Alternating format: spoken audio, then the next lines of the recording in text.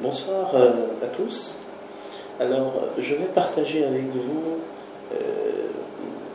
quelque chose qui est vécu tout le temps, tous les jours, par la plupart des parents d'élèves, par plus de 90% des parents d'élèves. On a tous envie de voir nos enfants réussir leurs études. On a tous envie de voir nos enfants devenir de bons élèves, nous rapportant de bonnes notes à la maison, présentant de bonnes aptitudes, ayant de bonnes habitudes. Alors la grande question, comment est-ce qu'on peut aider nos enfants à devenir de bons élèves? Alors aujourd'hui, je vais partager avec vous les piliers de la réussite scolaire. Alors, tout de suite, retenons une chose, 90% des parents d'élèves généralement font fausse route. Ils utilisent la mauvaise méthode, ils utilisent la mauvaise voie. Alors, régulièrement, la plupart des parents d'élèves sont obligés d'être constamment sur le dos de leurs enfants pour que ceux-ci étudient. Il faut tout le temps être derrière eux. As-tu appris tes leçons? As-tu fait tes exercices? Donc on est tout le temps en train de contrôler, on est tout le temps en train de réprimander. Certains ont utilisé d'autres méthodes. Ils sont allés jusqu'à consulter des orthophonistes, etc. Parce que pour eux, leur enfant présente une pathologie à traiter. On a même vu des parents d'élèves, et ça existe, d'ailleurs c'est courant, qui utilisent en dernier recours la solution finale pour eux, qui est de mettre à la disposition de leurs enfants ce qu'on appelle communément un répétiteur, ou tout simplement un maître de maison, ou encore un enseignant particulier, un professeur particulier. Alors, le résultat, on va constater dans le meilleur des cas une très légère amélioration qui d'ailleurs est très ponctuelle, très inscrite dans le temps, je veux dire, qui tient sur des délais très courts. Donc l'enfant va avoir de très bonnes notes à certains moments, et puis après il va retomber dans les mauvaises habitudes, il va continuer à ramener de mauvaises notes. Donc amélioration très légère ou pas du tout d'amélioration. La problématique reste, est-ce que l'enfant a été tiré d'affaire? Est-ce qu'on est sûr que l'enfant a désormais les bons réflexes, que l'enfant a désormais les bonnes habitudes qui feront de lui un bon élève, durablement? Est-ce qu'on est sûr que d'une année à une autre, l'enfant nous ramènera de bons résultats? La vérité, c'est que généralement, les parents d'élèves font fausse route. Ils utilisent la mauvaise méthode. Il ne faut pas réprimander l'enfant. Il ne faut pas utiliser de chicotte. Il ne faut pas utiliser de menaces, ça ne sert à rien. Un répétiteur, un professeur particulier? Ben oui, ça peut être utile dans certains cas. Mais ça ne l'est pas dans la plupart des cas. Le résultat est donc mauvais. Alors, qu'est-ce qu'il faut faire? Quelle stratégie faut-il utiliser? Et pourquoi est-ce que ça ne marche pas, toutes ces méthodes? Alors, on va passer en revue les points. Les points qui sont communs aux bons élèves. Est-ce que vous connaissez ce que les bons élèves ont en commun? Les habitudes et les aptitudes qu'ils ont en commun? Je parie que non. Ou pas tous, certainement. Alors, ce sont pourtant des points essentiels que la plupart des parents ignorent et qui sont capitaux. Alors, ces points, nous allons les regrouper autour de 4 piliers. 4 piliers qui sont essentiels à la réussite scolaire d'un enfant. Premièrement, la croyance et la motivation personnelle. Premier pilier. Deuxième pilier, la méthode de travail. Impossible d'obtenir des résultats intéressants sans méthode véritable. Troisièmement, la condition physique et l'hygiène de vie. Attendez, même la religion s'accorde à dire qu'un esprit sain ne peut loger que dans un corps sain. Et enfin, quatrième pilier, l'environnement familial. L'environnement, le cadre de vie de l'enfant. Un homme ne peut s'expliquer que dans un ensemble, un homme ne peut s'expliquer que dans une société. Alors, regardons le premier point ensemble. La croyance et la motivation personnelle.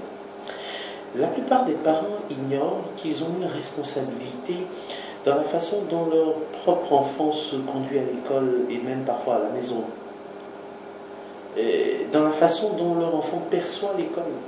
Les parents ont une responsabilité. Généralement, ils l'ignorent. Mais pourtant, l'attitude de l'enfant vis-à-vis de l'école va refléter le regard que les parents portent même sur cette école. Ah, ben oui, c'est très important.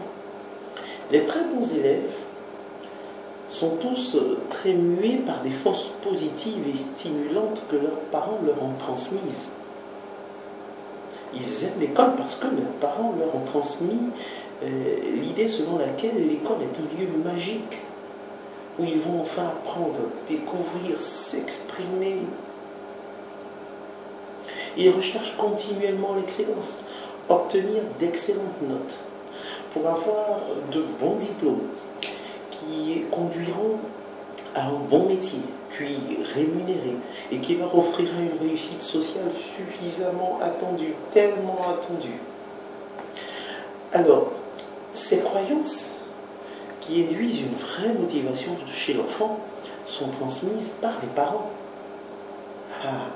Donc la motivation d'un enfant à réussir à travailler correctement à l'école, attention, ça peut provenir des parents.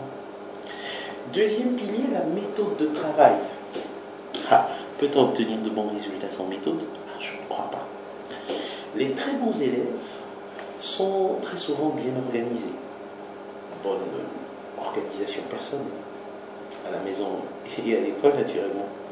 Ils savent organiser à la fois leur cartable, leur sac, leurs cours, mais aussi la façon dont ils travaillent.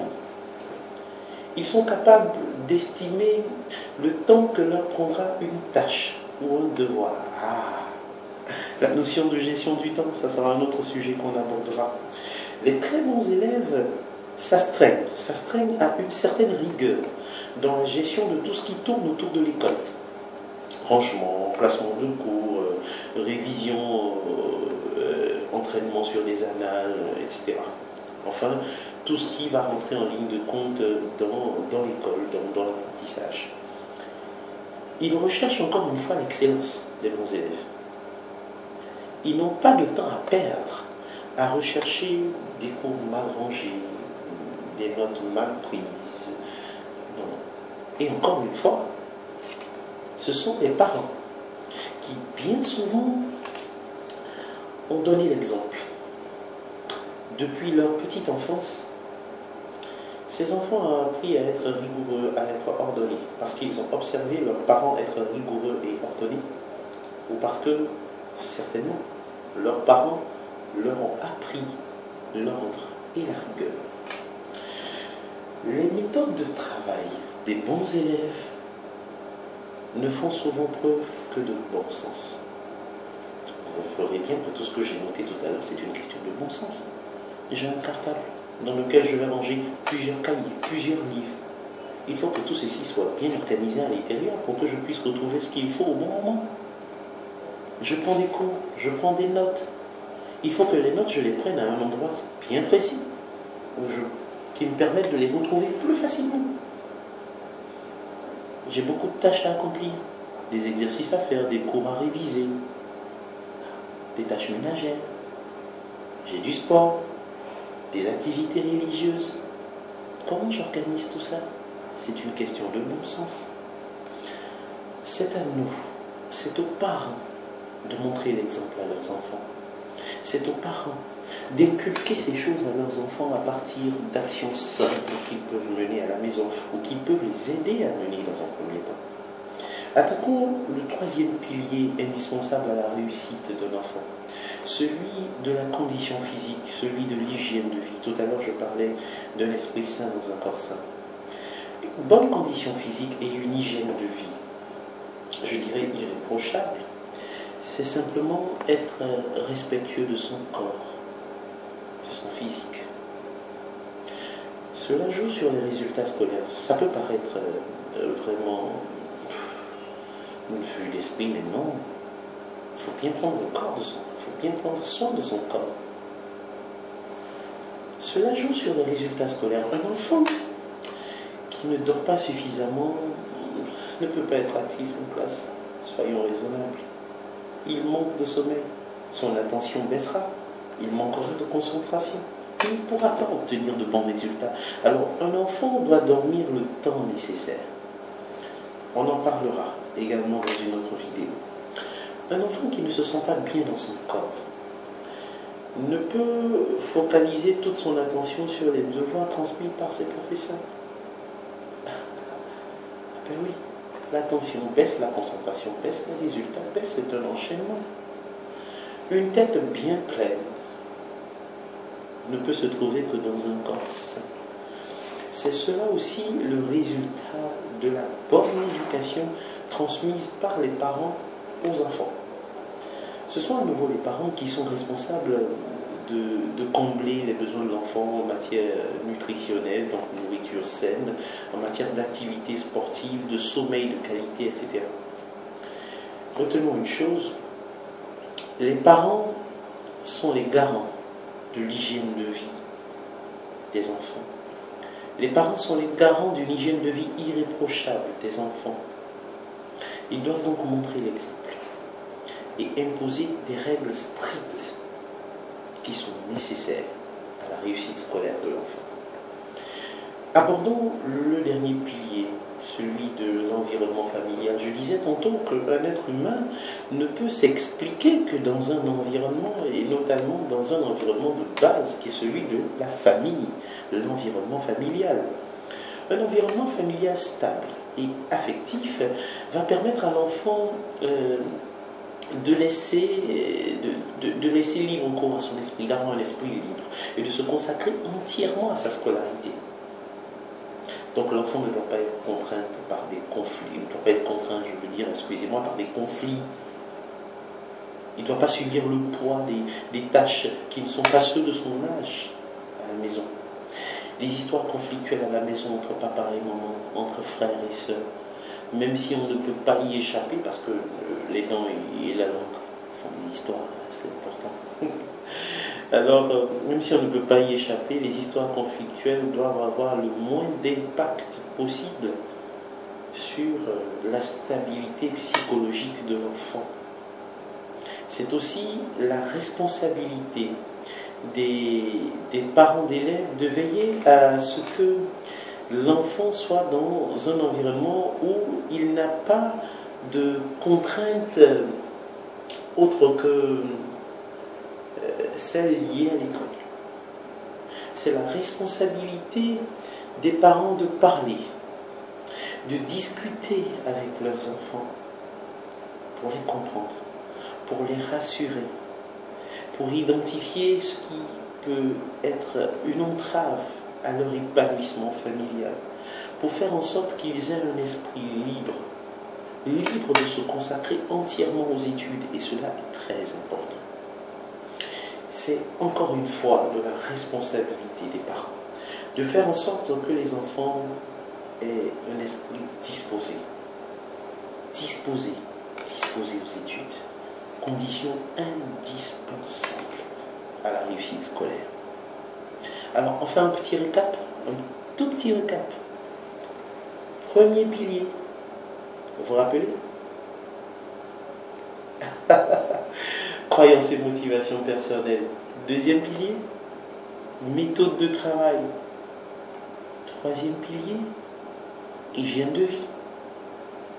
Quatrième pilier, environnement familial, stable et sain.